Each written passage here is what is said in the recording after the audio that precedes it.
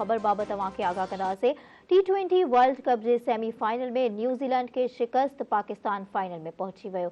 अहम ख़बर बाबति तव्हांखे आगाह कंदासीं। क़ौमी टीम कीवीज़ तरफ़ां 153 रन्सनि जो ॾिनल हदफ़ आख़िरी ओवर में पूरो करे वरितो। कप्तान बाबर आज़म ऐं रिज़वान जूं 50।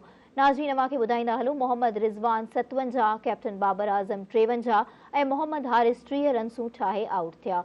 T20 वर्ल्ड कप जो ॿियो सेमीफाइनल सुभाणे भारत ऐं इंग्लैंड विच में खेॾियो वेंदो। ॿिए सेमीफाइनल जे सोभारे टीम में पाकिस्तान सां मुआहिदो अटकाईंदी।